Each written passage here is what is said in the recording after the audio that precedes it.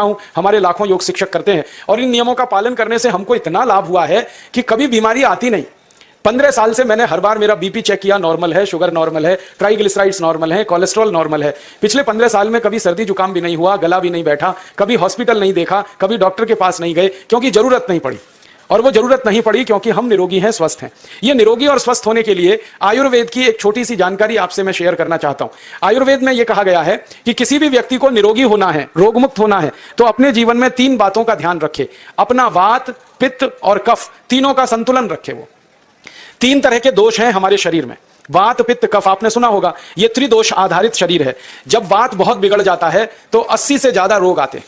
जब पित्त बहुत बिगड़ जाता है तो लगभग 46 से 50 रोग आते हैं। और जब कफ बिगड़ जाता है तो 28 रोग आते हैं। और वात, पित्त, कफ तीनों बिगड़ जाएं तो 148 रोग आते हैं। सर्दी, खांसी, जुकाम से लेकर और कैंसर तक जो आखिरी रोग माना जाता है, ये सब वात, पित्त, कफ के बिगड़ने का खेल है।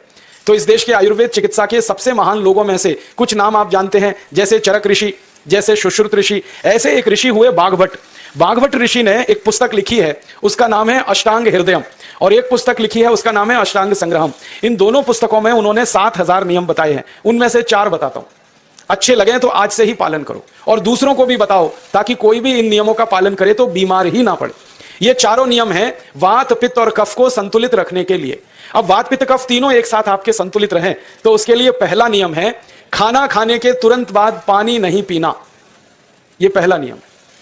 आप बोलेंगे ये तो बड़ी मुश्किल बात है, खाना खाते ही पानी पीते हैं हम तो सबके सब, और बिना पानी पिए खाना ही नहीं खाते। कई लोग तो खाने से ज्यादा पानी पीते हैं, खाना कम खाते हैं, पानी ज्यादा पीते हैं। ये खाना खाने के बाद पानी कभी भी नहीं पीना, क्योंकि महर्षि बाघभट्ट कहते हैं भोजनांते विषम वारी, माने भोजन के अंत में पानी पियो तो जहर के पीने के जैसा है। इसलिए वो कहते हैं कभी भी खाने के तुरंत बाद पानी मत पियो। अब आप मुझे पूछोगे क्यों नहीं पिए, कारण बता दो। कारण मैं बताना चाहता हूं सरल भाषा में। हम जब खाना खाते हैं ना तो पेट में सारा खाना इकट्ठा होता है। पेट में एक स्थान होता है, उसको हम कहते हैं जठर। संस्कृत में, हिंदी में जठर कहते हैं, अंग्रेजी में उसको एपिगैस्ट्रियम कहते हैं, हिंदी में कुछ लोग उसको आमाशय भी कहते हैं। ये जठर छोटा सा स्थान है। आपके पेट में नाभि है ना, उसके लेफ्ट साइड में बाईं तरफ छोटा सा स्थान है। सारा खाना आपका इसी स्थान पर आता है, जो भी आप खाते हो, रोटी, चावल, दाल, सब्जी, दूध, दही, कुछ भी खाओ, सब कुछ जठर में आता है। अब जठर में जैसे ही खाना इकट्ठा होता है तो उसमें आग जलती, और उस आग को कहते हैं जठर अग्नि, मिला के बोल देते हैं जठराग्नि। आप जैसे ही खाना खाते हो, पेट में जठर में अग्नि जलती है, वो अग्नि खाने को पचाती है। और अग्नि खाने को ऐसे ही पचाती है जैसे रसोई घर की अग्नि खाने को पकाती है। आपके रसोई घर में आप अग्नि जलाओ, उसके ऊपर दूध रख दो, दूध में थोड़ा चावल डाल दो, अग्नि जब तक जलती रहेगी खीर तब तक बनती रहेगी। आप घर में अग्नि जलाओ, उसके ऊपर पानी रख दो, उसमें दाल डाल दो, दाल की पकने की क्रिया तब तक चलेगी जब तक अग्नि जलेगी। ऐसे ही पेट में होता है। जैसे ही आपने खाना खाया, पेट में अग्नि जलती है, और जब तक अग्नि जलती है तो खाने के पचने की क्रिया चलती है। जैसे रसोई घर में खाना पकाते हैं, वैसे ही पेट में भी खाना पकता है। इसी को हम पचने की क्रिया कहते हैं, अंग्रेजी में उसको डाइजेशन कह देते हैं। तो आपने खाना खाया, पेट में अग्नि जल गई, अब वो खाने को हजम करेगी, पचाएगी। अब मुझे एक प्रश्न का उत्तर दो आप, कि जैसे ही आपने खाना खाया, पेट में अग्नि जल गई और वो खाने को पचा रही है, तुरंत आपने गट गट गट गट पानी पी लिया, और खूब ठंडा पानी पी लिया, बर्फ मिलाया हुआ पानी पी लिया, फ्रिज का पानी पी लिया। क्या होने वाला है? अग्नि जलेगी कि बुझेगी? अग्नि के ऊपर पानी डालो तो अग्नि और पानी की दोस्ती नहीं है, दुश्मनी है। पानी अग्नि को बुझा देता है। तो आपने खाना खाया, अग्नि जली, पीछे से गटगट पानी पी लिया, अब अग्नि शांत हो गई, अब खाना पचेगा नहीं, तो वो पेट में पड़ा पड़ा सड़ेगा, और सड़ा हुआ खाना 100 से ज्यादा विष पैदा करेगा, और वो 100 विष आपकी जिंदगी को नरक बना देंगे, और जिंदगी भर आप बीमार पड़े रहेंगे। आपको मालूम है, कई लोग कहते हैं मुझे पेट में बहुत गैस बनती है। ये गैस उन्हीं को बनती है जिनका खाना हजम नहीं होता। कोई लोग कहते हैं कि मुझे पेट में जलन होती है, ये जलन उन्हीं को होती है जिनका खाना पचता नहीं। कोई कहते हैं कि मेरे पेट में एकदम गुम हो जाता है, फूल जाता है। ये सब वो लक्षण हैं जब खाना पचता नहीं। तो खाना पचेगा नहीं तो सड़ेगा, सड़ेगा तो विष पैदा करेगा, और वो विष आपको बीमार करेंगे। इसलिए महर्षि बाघभट्ट ने कहा खाना खाते ही पानी मत पियो। समझ में आया? फिर आप बोलोगे कितनी देर तक नहीं पिए? कम से कम 1 घंटे तक। 1 घंटे बाद पानी पियो। आप बोलोगे जी 1 घंटा क्यों? ये जो अग्नि जलने की क्रिया है ये लगभग 1 घंटे तक ही चलती है पेट में, उसके बाद अग्नि अपने आप शांत हो जाती है, उसके बाद पानी पी लो। तो खाना अगर 10 बजे खाया तो 11 बजे पानी पियो, 11 बजे खाया तो 12 बजे पियो, 12 बजे खाया तो 1 बजे पियो, 1 घंटे बाद पानी पियो। अब आपके मन में यह सवाल आ सकता है कि खाना खाने के पहले पी लें क्या? हाँ पी लो, 40 मिनट पहले पेट भर के पानी पी लो।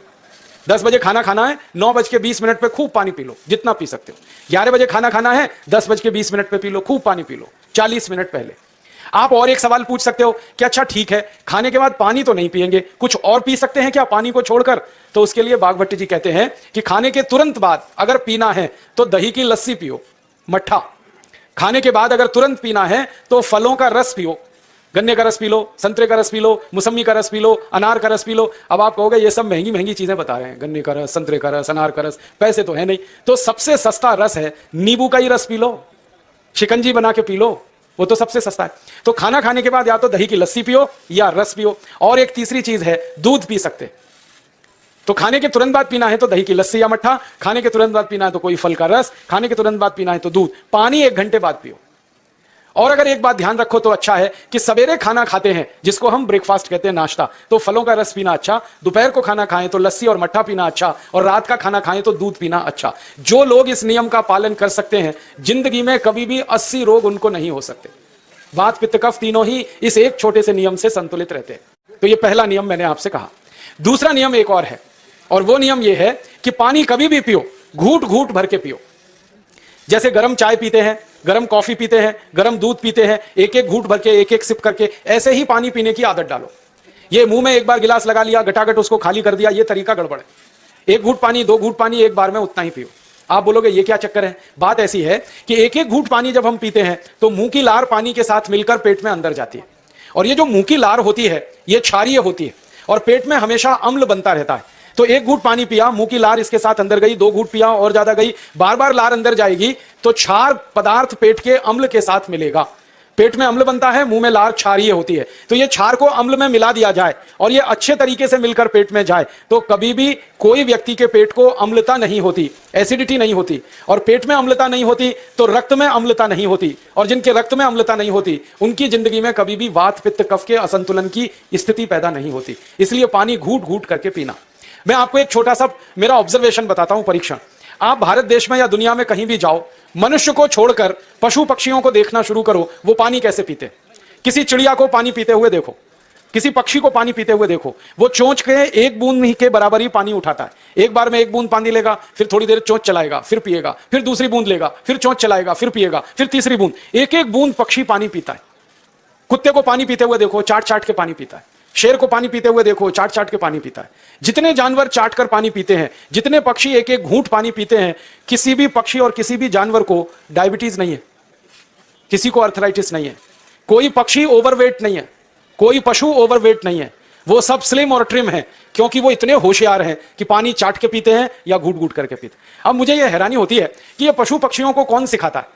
वो अपने जन्म से ये ज्ञान सीख के आते हैं। उनका कोई गुरु नहीं है, उनका कोई विद्यालय नहीं है, उनके कोई प्रशिक्षण शिविर नहीं लगते, फिर भी उनको इतनी अकल है कि पानी घूट घूट पीना।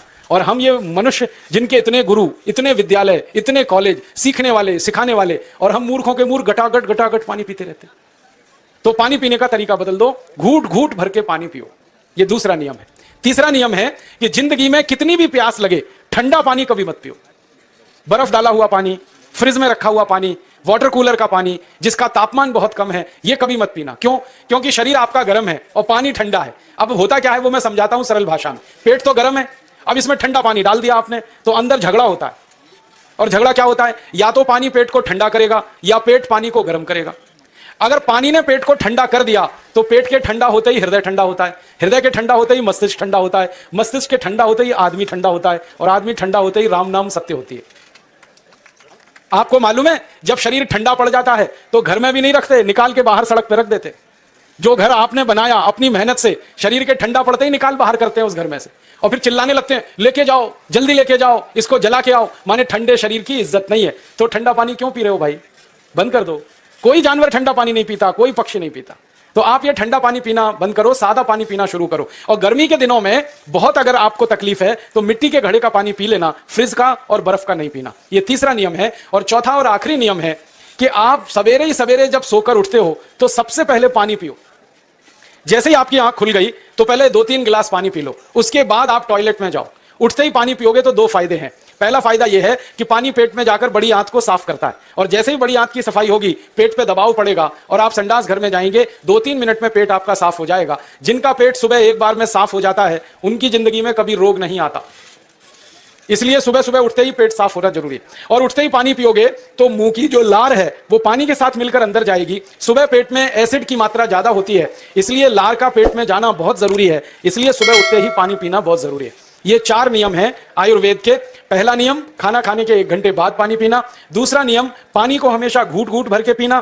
तीसरा नियम, कभी भी जिंदगी में ठंडा पानी नहीं पीना। और चौथा और आखिरी नियम, सवेरे उठते ही सबसे पहले पानी पीना। 4 नियमों का पालन जो भी अपने जीवन में कर सकता है वो वात पित्त कफ तीनों को संतुलित रख सकता है। और जिसका वात पित्त कफ संतुलित है उसके जीवन में बीमारी नहीं आती है। और जो बीमार नहीं पड़ते हैं वो स्वस्थ और तंदुरुस्त और सुखी रहते हैं। उनकी जिंदगी का खर्चा कम होता है और देश का भी बहुत सारा पैसा बचता है। आपको शायद मालूम है या नहीं, 1 साल में हम जब बीमार पड़ जाते हैं भारतवासी, तो साल का करीब 6 लाख करोड़ रुपया हमारा खर्च हो जाता है उन बीमारियों का इलाज करने में। इसलिए इतना पैसा फालतू में हम खर्च करें हर साल 6 लाख करोड़, ये बहुत बड़ी रकम है। इससे बेहतर यह है कि हम बीमार ही नहीं पड़ें और स्वस्थ रहें, सुखी रहें।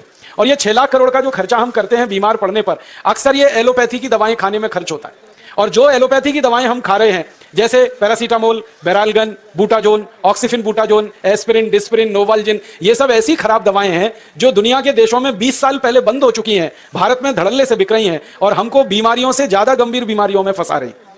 ज्यादातर दवाएं जो आप खाते हो वो किडनी खराब कर देती हैं, लीवर खराब कर देती हैं, आंतों में घाव कर देती हैं, विकलांगता आ जाती है, पैरालिसिस हो जाता है, ब्रेन हेमरेज हो जाता है, हार्ट अटैक आ जाता है। दुनिया में लगभग इस समय 84,000 दवाएं बिकती हैं। और आपको सुनकर हैरानी होगी, उनमें से मात्र 117 दवाएं हैं जो काम की हैं, बाकी सब बेकार की दवाएं हैं। उन बेकार की दवाओं को खाकर हम 6 लाख करोड़ खर्च करते हैं। यह बहुत दुख और अफसोस की बात है। और ये 6 लाख करोड़ का खर्चा समाज के वो लोग करते हैं जिनको जिंदगी में हर समय अपना आर्थिक स्थिति को देख के चलना पड़ता है, जिनकी आमदनी बहुत नहीं है, जिनके घर में आमदनी के बहुत ज्यादा साधन नहीं है, उनको ये पैसा खर्च करना पड़ता है। तो कई बार क्या होता है, किसी का घर बिक जाता है, किसी का खेत बिक जाता है, किसी के घर के गहने गिरवी रख जाते हैं, किसी को कर्ज लेना पड़ जाता है, किसी को कर्ज लेकर दोबारा कर्ज लेना पड़ जाता है। मैंने इस हिंदुस्तान में पिछले 15 साल के प्रवास में देखा कि गांव-गांव के गरीब किसान कर्ज ले लेकर ये महंगी दवाएं खाकर इलाज करते हैं, डॉक्टरों को पैसा देते हैं, दवा कंपनियों को देते हैं, और वो पैसा फिर इस देश में से दूसरे देश में चला जाता है, क्योंकि अक्सर ये दवाएं बनाने वाली कंपनियां विदेशी होती है। तो हम 6 लाख करोड़ खर्च करें अपने खून पसीने की कमाई का, उससे अच्छा यह है बीमार ही ना पड़े, दवा खाने की जरूरत ही ना पड़े, तो हम सुखी रहें, स्वस्थ रहें। तो योग प्राणायाम करें, 4 नियमों का जीवन में पालन करें, बहुत आसान है आपके लिए।